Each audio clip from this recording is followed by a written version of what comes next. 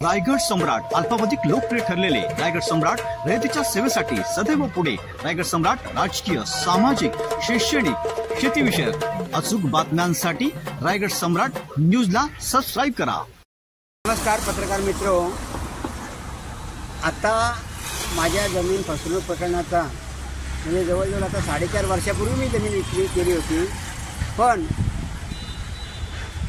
ही सजा मला माझ्याच घरातल्या माणसांनी दिलेली आहे। खरं सांगायचं म्हणजे त्यांनी काहीच बघितलं नाही। त्या सिद्धार्थ नरेंद्र भल्ला याने जी चुकीची लेखी पूर्वीच आणली होती त्या कागदावर त्यांनी सही, बेकायदेशीर कागद होता जो, त्याच्यावर सहीच करायला नको होती, त्या कागदावर सही केल्यामुळं भ्रष्ट नराधम तहसीलदार त्यावेळीचे विजय तलेकर यांनी फेरफार मंजूर केला 3667 9/12/2021 रोजीचा निर्णय देऊन त्यांनी खरेदी खतातले 5 ऑप्शन डावळलेले आहेत व इतर दोन कुठले 15/10/2020 रोजी भूमी अभिलेख कार्यालयाला केलेला अर्ज, त्या अनुषंगाने 23/10/2020 रोजी मला जो नकाशा मिळाला त्यात माझे दक्षिणेकडल्या हिश्श्याला 123/2/2 हा नंबर दिला होता, पण कप्रत नकाशात त्याच्यात 1 अंक होता। अशी ही फसवणूक आहे, कारण ते 15/10/2020 रोजी अर्ज करून 23/10 रोजी जो मला नकाशा मिळालेला आहे तो रजिस्टर वाटणीपत्रानुसार नाही, त्यामुळे तो ग्राह्य धरता येणार नाही। पण मी कुठेतरी मरणार आहे असा दाखवण्यासाठी चुकीची लेखी प्रोसेस आणली होती व त्या चुकीच्या लेखी प्रोसेसमध्ये 4 मुद्दे खटकणारे होते, तरी माझ्या चुलत्याने श्री परशुराम सीताराम गोंधळे याने त्याच्यावर सही केली। ते कोणाच्या तरी सांगण्यावरनं, ते काही एवढे हे नाही, त्यांना कळत नाही जास्त, पण त्यांनी कोणाच्या तरी सांगण्यावरनं केली ती। आणि आता त्या चुकीच्या लेखी प्रोसेसवर सही केल्यामुळं व मी त्यावेळी करोनाचा काळ चालू होता, त्यावेळी 4.5 वर्ष 5 वर्ष चा काळ होता, तो करोनाचा काळ होता, लोक पटापटा मरत होते, त्याने म्हटलं नामदेव गोंधळ मरून जाईल असं समजून त्यांनी हे केलेलं होतं। पण मी आजारातून वाचल्यामुळं त्यांनी 24/12/2021 रोजी 1 सातबारा करण्याऐवजी 2 सातबारे केलेले आहेत, कारण काकांचं रजिस्टर वाटणीपत्राचं क्षेत्र श्री परशुराम सीताराम गोंधळे यांचं 17.70 1 गुंठा वर्कर्स 0.65 फूट करावा, हे तर श्री विक्रांतगिरी संस्थानाच्या नावावर झाले। पण मी आजारातून मला झाल्यावर ते घाबरले, आपण पकडले जाऊ या भीतीने त्यांनी 24/12/2021 रोजी मी विक्री केलेल्या जमिनीचा वाढीव सातबारा केलेला आहे व तो श्री परशुराम सीताराम गोंधळे यांना त्यांच्या नावाने दिलेला आहे, पण ती जमीनच अस्तित्वात नाही। हे मला अगोदर सन्माननीय विद्यमान आमदार साहेब यांच्याकडे पण त्यांनी मला खूप मदत केली आहे। आमदार साहेबांनी प्रशांत ठाकूर साहेब यावेळी षडयंत्र आखणारा प्रकाश अंकुश खैरे यांनी ती मीटिंग अरेंज केली, पण त्यावेळी हा सिद्धार्थ नरेंद्र भल्ला हा येणार होता मीटिंगला, तसं त्यांना मी फोन केला होता का आमदार साहेबांकडे मीटिंग ठेवली आहे, तुम्ही या। त्यावेळी आमच्या गावातील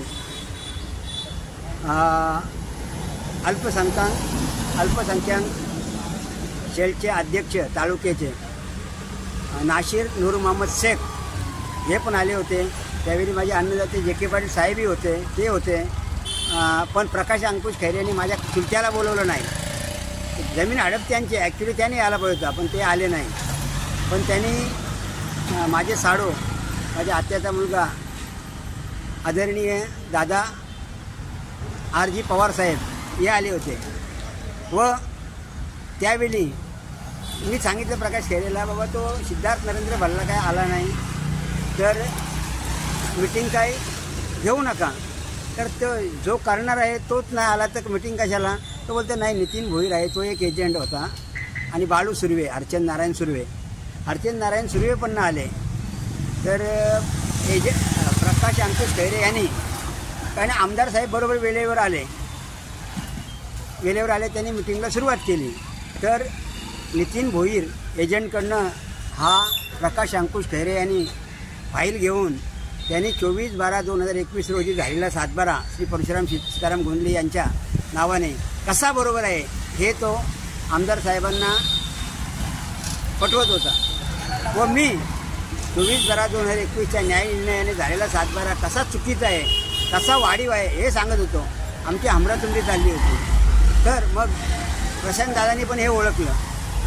त्यांनी मग मला सांगितलं, गोंधळी बाजूला घेतल्यानंतर आपण परत मिटिंग घेऊ. माझे सल्लागार आहेत साहेब, त्यांना बोलवतो. परत त्यांनी मिटिंग घेतली. त्यावेळी त्यांनी प्रशांत दादा, मी आणि त्यांचे रिटायर्ड तहसीलदार सल्लागार डोंगरे साहेब, हे फक्त आम्ही तिघच जण होतो. तिकडे तोडऱ्याचे आमचे भाऊ ते महेश पाटील वगैरे संपूर्ण ते दिसायचे होतेच. त्यांनी बघितलं ते. तर त्यावेळी अजून 2 मिटिंग झाल्या आणि त्यांनी सांगितलं का 24/12/2021 रोजी जो सातबारा झाले परशुराम सीताराम गोंधळे, ही जमीनच अस्तित्वात नाही, तो वाढीव सातबारा आहे. त्यामुळे आता याला असं वळण घेतलं आहे का त्यांनी मग वाढीव सातबारा केल्यावर त्याला कुठेतरी पूर्ववत करायसाठी मी उपोषण केल्यानंतर 1 व 2 डिसेंबर पनवेल येथे आमरण व जिल्हाधिकारी कार्यालय येथे 46 दिवस प्रशासनाकडून न्याय मागणीसाठी बेमुदत उपोषणाचा इशारा देऊन तिथे मंडप टाकून तळ टुकला होता. त्यावेळी काका माझ्यासोबत होते. तसा पत्र सन्माननीय वरिष्ठ पोलीस निरीक्षक कादबाने साहेब त्यावेळी होते, त्याने दिलं होतं का हे उपोषण करणार आहेत, हे खात्रीदायक आहे. आणि 2 वर्षे त्यांनी संपूर्ण अर्ज दिला आहे. आता त्यांच्याच मुलाने खोटं प्रतिज्ञापत्र केलेलं आहे 29 पानांचं, का आमच्या जमिनीत 1 गुंठा वर्कसच नाही. आणि ते प्रतिज्ञापत्र सानिका देशमुख व आता जे निलंबित अधीक्षक होते त्यांनी परशुराम सीताराम गोंधळे यांच्या गैरहजेरीत केलेले होते. तर ते 29 पानांचं प्रतिज्ञापत्र केलं म्हणजे ते पूर्ववत झालं. आणि हे करून ते जजलासुद्धा मॅनेज करू शकतात. पण ते त्यासाठी मी वकील संघटनेचे अध्यक्ष आणि ते त्यांनी घेऊन गेलेले आहेत. हा 30/1/2025 रोजीचा अर्ज माझा 12 पानी करत असताना ते मला भेटले. कोण? अधीक्षक, निलंबित अधीक्षक त्यावेळी ते होते, वरिष्ठ सर जीवन न्यायालय पनवेल येथे. त्यांनी सांगितलं तुमचं ते 29 पानांचं प्रतिज्ञापत्र तुमचेच वकील संतोष म्हात्रे यांनी घेऊन गेलेले आहेत. कारण संतोष म्हात्रे यांनी 2 पानाच्या अनुषंगाने मी 6/9/2023 रोजी तक्रार अर्ज केला होता. तर त्यांनी मला सांगितलं तुझे हातपाय तोडून. अरे माझ्याकडनं 3 लाख घेतले, माझेच हातपाय तोडतोस. अरे हे वकील काय लोकांची सेवा करणार, काय लोकांना न्याय देणार? त्यांना वर्षानुवर्ष असेच पुजवत ठेवणार हे लोक, हे असे वकील. तसेच माझे आता हे चांबले साहेब आहेत, त्यांनी दावा तर मी सांगितल्याप्रमाणे बरोबर केलेला आहे.